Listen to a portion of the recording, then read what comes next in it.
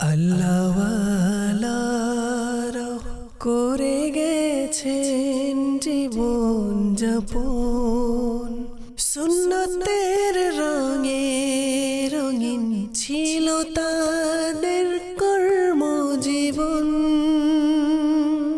আলহামদুলিল্লাহি রাব্বিল আলামিন ওয়াসসালাতু ওয়াসসালামু আলা সাইয়্যিদিল মুরসালিন, আম্মা বা'দ, ফাআউযু বিল্লাহি মিনাশ শাইতানির রাজীম। বিসমিল্লাহির রহমানির রহিম।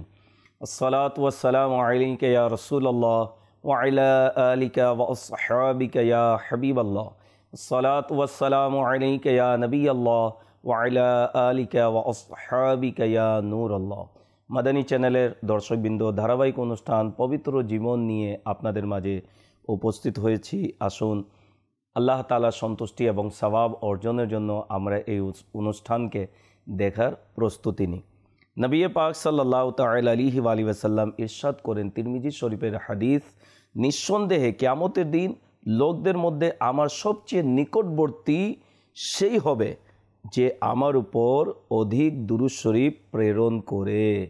সাল্লু আলাল হাবিব সাল্লাল্লাহু তাআলা আলা মুহাম্মদ সাল্লাল্লাহু আলাইহি ওয়াসাল্লাম। সালাতাম ওয়া সালামান আলাইকা ইয়া সাইয়্যিদি ইয়া রাসূলুল্লাহ সাল্লাল্লাহু আলাইহি ওয়াসাল্লাম। প্রিয় ইসলামী ভাইরা, মাদানী চ্যানেলের দর্শকবৃন্দ, আজকের এই পর্বে একটি অত্যন্ত সুন্দর একটি বিষয় নিয়ে উপস্থিত হয়েছি, যে বিষয়টি পবিত্র জীবনের অত্যন্ত একটি জরুরি বিষয় এবং এই বিষয় বাদ দিলে জীবন কোনোদিন পরিশুদ্ধ হবে না, পবিত্র হবে না। সে বিষয়টি কি? আগে একটি ঘটনা শুনিয়ে দিই। এক ব্যক্তি নবী করিম সাল্লাল্লাহু আলাইহি সাল্লামকে উত্তম চরিত্র সম্পর্কে প্রশ্ন করল। তখন হুজুর সাল্লাল্লাহু তাআলা আলাইহি ওয়াসাল্লাম তার সামনে এই আয়াতে মুবারকাটি তিলাওয়াত করলেন। খুযিল আফওয়া ওয়া'মুর বিল উরফি ওয়া'রিদ আনিল জাহিলিন। কানজুল ইমানের অনুবাদ, হে মাহবুব, ক্ষমা পরায়ণতা অবলম্বন করুন, সৎ কর্মের নির্দেশ দিন এবং মূর্খদের থেকে মুখ ফিরিয়ে নিন। আমিরুল মুমিনিন হযরতে সৈয়দনা মাওলা আলী মুশকিল কুশা শেরে খুদা করমাল্লাহু তাআলা ওয়াজহুল করিম বলেন, রসুল করিম রউফুর রহিম সাল্লাল্লাহু তাআলা আলাইহি ওয়াসাল্লাম ইরশাদ করেন, আমি কি তোমাকে পূর্ববর্তী ও পরবর্তীদের উত্তম চরিত্র সম্পর্কে নির্দেশনা দিব না? আমি আরজ করলাম, অবশ্যই ইরশাদ করুন। তখন নবী পাক সাল্লাল্লাহু তাআলা আলাইহি ওয়াসাল্লাম ইরশাদ করলেন, যে তোমাকে বঞ্চিত করবে তুমি তাকে দান করো, যে তোমার প্রতি অত্যাচার করবে তুমি তাকে ক্ষমা করে দাও, এবং যে তোমার সাথে সম্পর্ক ছিন্ন করবে তুমি তার সাথে সম্পর্ক জোড়া লাগাও।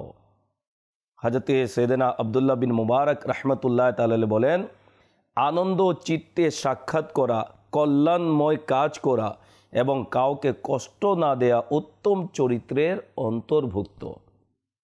বিষয়টি বুঝতে পেরেছেন? উত্তম চরিত্র সম্পর্কে আজকে এই বিষয়ে, আজকে এই পর্বে আলোচনা রয়েছে। জি হ্যাঁ, পবিত্র জীবন, পরিশুদ্ধ জীবনের জন্য উত্তম চরিত্র হওয়া অত্যন্ত জরুরি। যে উত্তম চরিত্রের অধিকারী সেই পবিত্র জীবন অতিবাহিত করে, সেই পরিশুদ্ধ জীবনের অধিকারী হয়।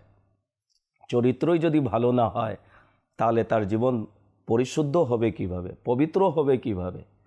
তো এই জন্য উত্তম চরিত্রের অধিকারী যারা হয় তারা সমাজের মধ্যে সম্মানিত হয়, লোকেরা তাকে রিসপেক্ট দেয়, মানুষের প্রিয় পাত্র হয়ে যায়, লোকজন তাকে ভালোবাসে। আপনি দেখবেন বিষয়টি অত্যন্ত গুরুত্বপূর্ণ। বাজারের মধ্যে অনেক দোকানদার থাকে, কিন্তু কোন দোকানে গ্রাহক বেশি হয়? যে দোকানের মালিক বা সেলসম্যানের আখলাক, চরিত্র উত্তম যখন হয়, ব্যবহার যখন ভালো হয়। এই জন্য বলা হয় ব্যবহারে বংশের পরিচয়। তো যে দোকানদারের ব্যবহার গ্রাহকের সাথে ভালো, তার আখলাক ভালো, তার ব্যবহার ভালো, কথাবার্তা ধরন ভালো, মিষ্টভাষী যদি হয়, উত্তম চরিত্র যদি প্রদর্শন করে, তাহলে দেখা যায় তার দোকানে গ্রাহক বেশি হয়।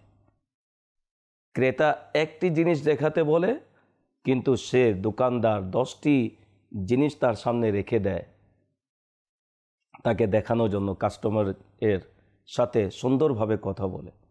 ক্রেতা যদি তার সাথে দুর্ব্যবহারও যদি করে, দোকানদার তার সাথে কোনোদিন খারাপ ব্যবহার করে না। জানে আজকে যদি আমি খারাপ ব্যবহার করি, সে তো আসবেই না, বরং তার মাধ্যমে 10 জন কাস্টমার আমার খারাপ হবে, সে কাউকে আমার দোকানে পাঠাবে না। যদি তার সাথে আমি ভালো ব্যবহার করি, সুন্দর আচরণ করি, তাহলে সে তো নিবেই, আরও 10 জন কাস্টমার আমার কাছে সে পাঠাবে। তো যে ওই সকল ব্যবসায়ীরা যাদের চরিত্র ভালো, কাউকে ধোঁকা দেয় না, কাউকে ঠকায় না, দুর্ব্যবহার করে না, উত্তম চরিত্রের অধিকারী হয়, সুন্দর ব্যবহার করে, তাকে তার ব্যবসার উন্নতি থেকে কেউ বাধা দিতে পারবে না। সে উন্নতি করতেই থাকবে, করতেই থাকবে। তার ব্যবসার উন্নতির সিঁড়ির মধ্যে সে পা রেখে দিয়েছে, অর্থাৎ তার চরিত্র, তার আখলাক সুন্দর, ভালো। আর যার কথাবার্তা ধরন ভালো নেই, খিটখিটে মেজাজ, কাস্টমার একটি জিনিস দেখলো, দেখালো, আরেকটা বলল, দেখালো, আরেকটা বলল, বিরক্ত হয়ে গেল, বা কথাবার্তার ধরন ভালো না, তখন বা ক্রেতা কোনো জিনিসের দাম একেবারে কম বলে দিল, তার উপর রেগে গেল, তো এই ধরনের কোনো যদি দোকানদার থাকে, তাহলে তার দোকানে ক্রেতার ভিড়ই থাকে না। সে সারাদিন বসে থাকে আর বলে যে জানি না কে কী করে দিয়েছে যে আমার দোকানে বেচেকেনি হচ্ছে না। বেচেকেনি হবে কিভাবে? আপনার ব্যবহারই ভালো নেই, আপনি তো ধোঁকা দিয়ে থাকেন, আপনার কথার মধ্যে মাধুর্যতা নেই, মিষ্টতা নেই, আপনি ক্রেতার সাথে সুন্দরভাবে আচরণই করেন না, খিটখিটে মেজাজ আপনার, তো আপনার দোকানে কাস্টমার আসবে কিভাবে? তো অন্যকে দোষারোপ করার চেয়ে নিজের দিকে তাকিয়ে থাকুন, নিজের দোষ ত্রুটিকে আপনি লিস্টেড করুন যে আমার মাঝে কোন কোন বিষয় ঘাটতি রয়েছে, দুর্বলতা রয়েছে, যার কারণে আমার ক্রেতা হাতছাড়া হয়ে যাচ্ছে, আমি দিনের পর দিন ব্যবসার মধ্যে মার খেয়ে যাচ্ছি, আমার ব্যবসা ধূলিসাৎ হয়ে যাচ্ছে। এই সকল বিষয় আমরা যদি নিজের আত্মসমালোচনা করি, তাহলে ইনশাআল্লাহুল করিম আমরা সুন্দর চরিত্রের অধিকারী হব। সাল্লু আলাল হাবিব সাল্লাল্লাহু তাআলা আলা মুহাম্মদ সাল্লাল্লাহু আলাইহি ওয়াসাল্লাম। নবী পাক সাল্লাল্লাহু তাআলা আলাইহি ওয়াসাল্লাম ইরশাদ করেন, তোমরা মানুষকে তোমাদের সম্পদ দিয়ে খুশি করতে পারবে না, কিন্তু তোমাদের প্রফুল্ল চিত্ততা এবং সুন্দর আচরণ তাদের খুশি করতে পারবে। সম্পদ দিয়ে কাউকে খুশি করতে পারবেন না, তবে সুন্দর আচরণ দিয়ে আপনি খুশি করতে পারবেন। দেখবেন অনেকে আছে সুন্দর তার ব্যবহার, কথাবার্তা, তখন তার আশেপাশে কিন্তু লোকজনের ভিড় থাকে, মানুষ তার সাথে সাক্ষাৎ করতে আগ্রহ প্রকাশ করে। বর্তমান যদি দেখি, আমির আহলে সুন্নাত আমাদের মাঝে রয়েছেন, মাশাআল্লাহ, মাদানী চ্যানেলের মাধ্যমে লোকজনের সমাগম থাকে ওনার আশেপাশে, কারণ আনন্দ চিত্তে উৎফুল্লতার সাথে সবার সাথে সাক্ষাৎ, মিষ্টভাষীর অধিকারী তিনি, সুন্দরভাবে মানুষের সাথে ব্যবহার, কারোর সাথে বিরক্ত বোধ করেন না, কাউকে কটূক্তিমূলক কথা বলেন না, সবার সাথে সুন্দরভাবে আচরণ করেন, বিদায় লোকেরা তার সংস্পর্শ অবলম্বন করার জন্য তারা আগ্রহ প্রকাশ করে থাকে। কিন্তু আমাদের অবস্থা ব্যতিক্রম। আমাদের ঘরের লোকেরা আমাদের নিকটে আসে না, আমাদের সন্তানেরা আমাদের নিকটে বসতে চায় না, আমাদের ছেলেমেয়েরা আমাদের কাছে আসে না, ভয় পায়, কারণ আমাদের অবস্থা ঘরের মধ্যে ব্যতিক্রম। তাদের বাচ্চাদের সাথে আচরণ আমাদের ব্যতিক্রম, কঠোরতা আমরা প্রদর্শন করি, আমাদের চরিত্রই ভালো নেই, আমাদের সন্তানেরা আমাদের নিকটে আসে না, অন্য লোকের বিষয়ে তো প্রশ্নই উঠে না। তো নিজের চরিত্রকে সুন্দর করা অত্যন্ত জরুরি।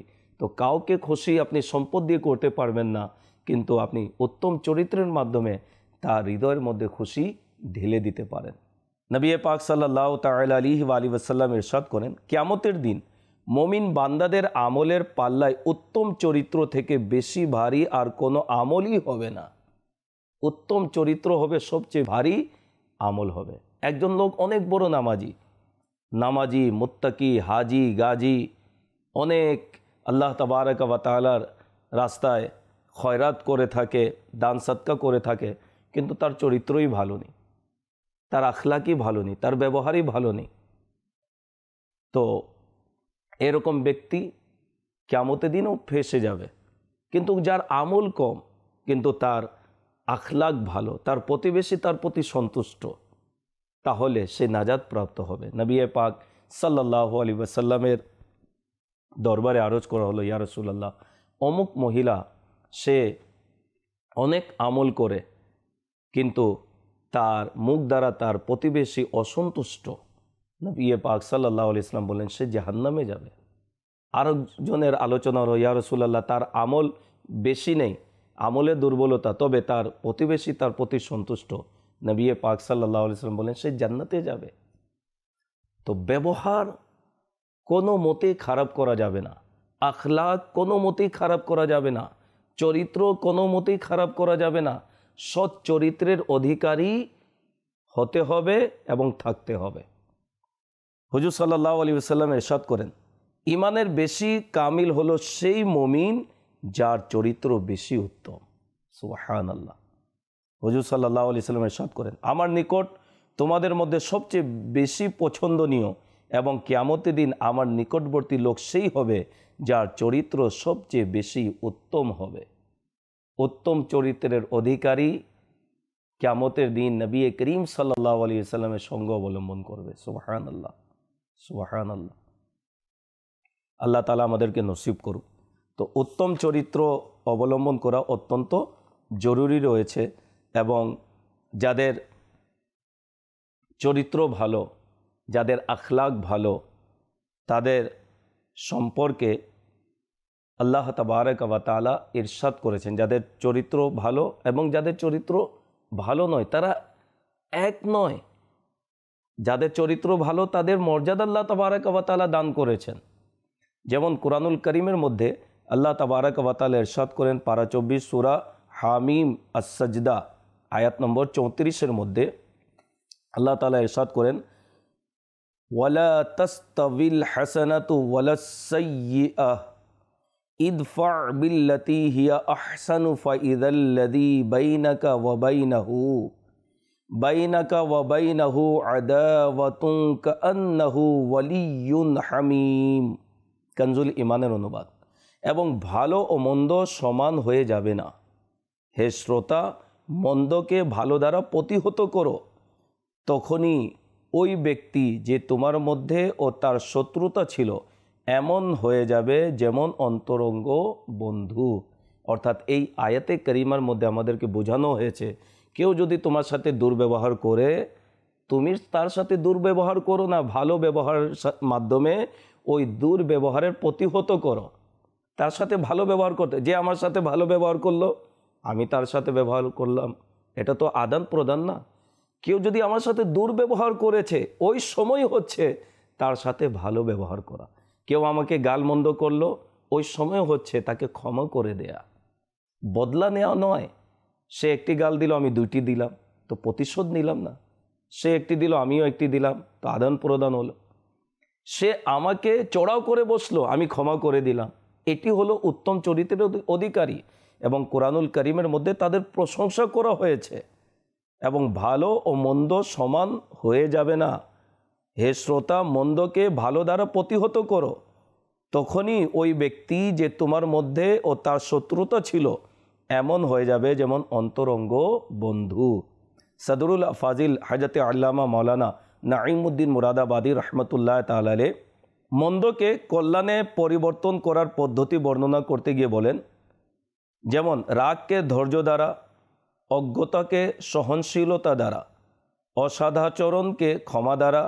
কেননা যদি কেউ তোমার সাথে মন্দ আচরণ করে তবে তুমি তাকে ক্ষমা করে দাও, এই স্বভাবের সুফল এরূপ হবে যে শত্রু বন্ধুর মতো হয়ে ভালোবাসতে থাকবে। সুবহানাল্লাহ। এই আচরণ যদি আমরা অ্যাপ্লাই করি তাহলে শত্রু কি হবে? বন্ধু হয়ে যাবে। কিন্তু আমাদের আচরণ এমন যে আমরা বন্ধুকে শত্রু বানিয়ে নিই, এমন কথা বলি যা কথা দ্বারা আমাদের বন্ধুই শত্রু হয়ে যায়। অথচ ইসলাম আমাদেরকে যে শিক্ষা দিয়েছে সেটি যদি নিজের জীবনে বাস্তবায়ন করি তাহলে শত্রু বন্ধু হয়ে যাবে। সুবহানাল্লাহ। নবী করিম সাল্লাল্লাহু তাআলা আলাইহি ওয়াসাল্লাম ইরশাদ করেন, উত্তম চরিত্র গুনাহকে এমনভাবে গলিয়ে দেয় যেভাবে পানি বরফকে গলিয়ে দেয়, এবং অসৎ চরিত্র আমলকে এমনভাবে নষ্ট করে দেয় যেভাবে সিরকা মধুকে নষ্ট করে দেয়। এক প্রকারের সিরকা রয়েছে যা মধু এত মিষ্ট থাকার পরেও মধুকে নষ্ট করে দেয়। তো অসৎ চরিত্র এমনভাবে আমলকে নষ্ট করে দেয়। তো আমাদের উচিত আমরা যেন সৎ চরিত্রের অধিকারী হয়ে যায়। অসৎ চরিত্রের দিনী ও দুনিয়াবির যে ক্ষতি রয়েছে সেই ক্ষতি কি আসুন শুনুন। অসৎ চরিত্র হচ্ছে ধ্বংস। অসৎ চরিত্র স্বয়ং নিজেই মন্দ আমল এবং অসংখ্য মন্দ আমলের মাধ্যম। মিথ্যা, খেয়ানত, ওয়াদা খেলাফি সবই অসৎ চরিত্রের শাখা প্রশাখা। অসৎ চরিত্র পরস্পরের মধ্যে অনৈক্যের কারণ। অসৎ চরিত্র পরস্পরের মধ্যে ঘৃণা ও হিংসা এবং দূরত্ব সৃষ্টি করে। অসৎ চরিত্র থেকে রাসূল আকরাম সাল্লাল্লাহু তাআলা আলাইহি ওয়াসাল্লাম আশ্রয় প্রার্থনা করেছেন। অসৎ চরিত্র যদি মানুষের আকৃতিতে হতো তবে তা খুবই খারাপ লোক হতো। আল্লাহ তাআলার নিকট সবচেয়ে নিকৃষ্ট হচ্ছে অসৎ চরিত্রের অধিকারী ব্যক্তি। নিশ্চয় নির্লজ্জতা এবং অসৎ চরিত্রের সাথে ইসলামের কোনো কিছুরই সম্পর্ক নেই। অসৎ চরিত্র নেকির দাওয়াতে অনেক বড় প্রতিবন্ধক। অসৎ চরিত্রের কারণে অনেক সময় স্বামী স্ত্রীর মাঝে তালাক হয়ে যায়। অসৎ চরিত্রের ধ্বংসযোগ্যতায় পরিবারের শান্তি নষ্ট হয়ে যায়। অসৎ চরিত্রের ধ্বংসযোগ্যতায় কোনো আশিকে রসুল বরং পুরো খানদানি নেক কাজ থেকে দূরে সরে যায়। অসৎ চরিত্রের কারণে দুই বংশের মধ্যে দূরত্ব সৃষ্টি হয়ে যায়। অসৎ চরিত্রবান একটি গুনাহ থেকে তওবা করলেও আরেকটি এর চেয়েও বড় গুনাহে লিপ্ত হয়ে যায়। তো অসৎ চরিত্রের অনেক ধ্বংসলীলা রয়েছে যা মানুষকে কদমে কদমে বিপদ ডেকে আনে, এবং যে বিষয়টি বলা হয়েছে যে সংসারের শান্তিও নষ্ট হয়ে যায়। জি হ্যাঁ, অসৎ চরিত্রের অধিকারী যে হয় তার সংসার টিকে না।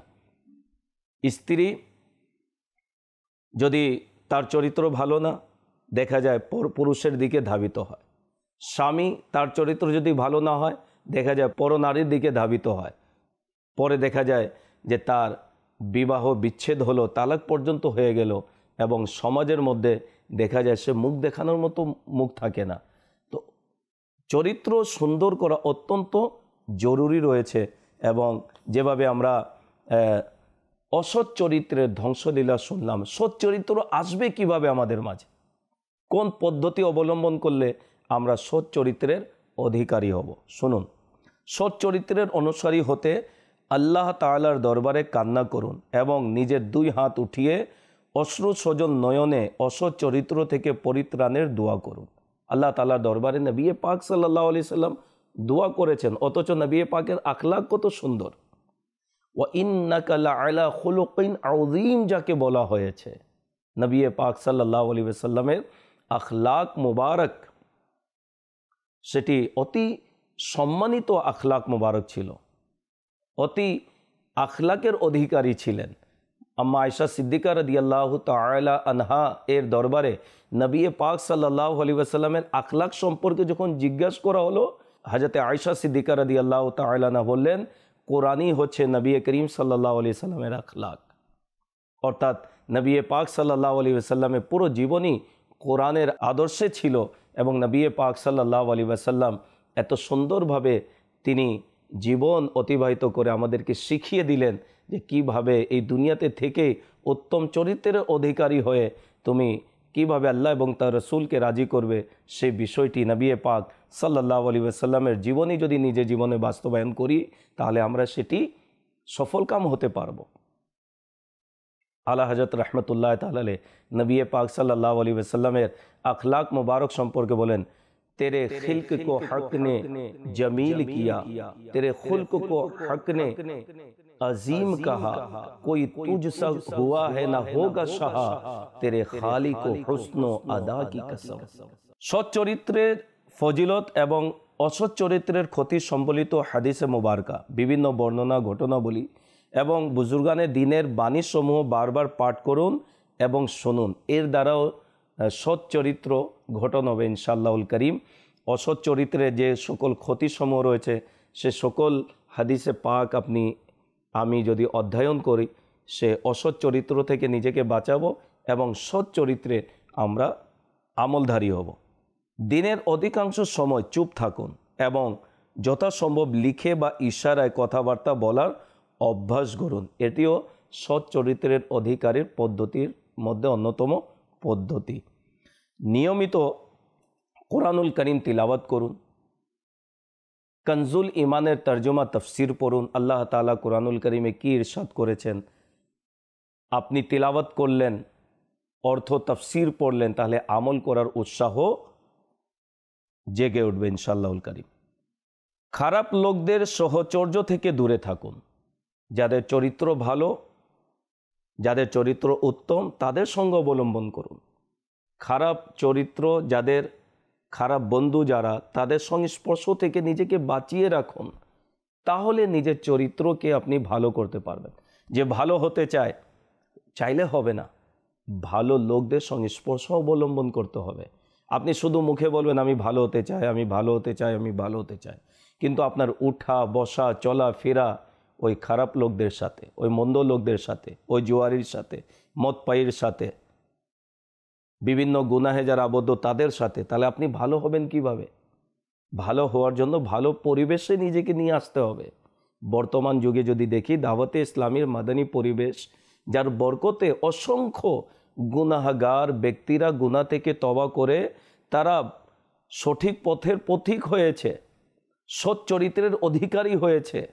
যারা বিগত দিনে আল্লাহ এবং তার রাসূলকে নারাজ করার কাজে নিয়োজিত ছিল, তারা এই মাদানী পরিবেশের বরকতে গুনাহ থেকে তওবা করে তারা নেকির পথের পথিক হয়েছে। তারা আজকে নেকির দাওয়াতের তারা দাতা হয়েছে, সুন্নতের রঙে রঙিন হয়েছে। লোকদের কাছে গিয়ে সুন্নতের দাওয়াত দিচ্ছে, নামাজের দাওয়াত দিচ্ছে, পরহেজগারিতার দাওয়াত দিচ্ছে, গুনাহ থেকে তওবা করার দাওয়াত দিচ্ছে, মানুষদেরকে গুনাহ থেকে তওবা করাচ্ছে। তো এই পরিবেশের বরকতে তো আপনি যদি চাই যে আমরা যেন সৎ চরিত্রের অধিকারী হয়, তাহলে নিজের যে উঠা বসা, নিজের যে পরিবেশ রয়েছে সেটাকে চেঞ্জ করতে হবে। আপনি থাকবেন বিভিন্ন অশ্লীলতার মধ্যে যারা লিপ্ত তাদের সাথে, তাহলে চরিত্র কিভাবে আপনার সুন্দর হবে? সৎ চরিত্রের অধিকারী হওয়ার জন্য এই সকল বিষয় আমাদেরকে আমলে আনতে হবে। এখন দাওয়াতে ইসলামীর পরিবেশ পাবো কিভাবে? অতি সহজ।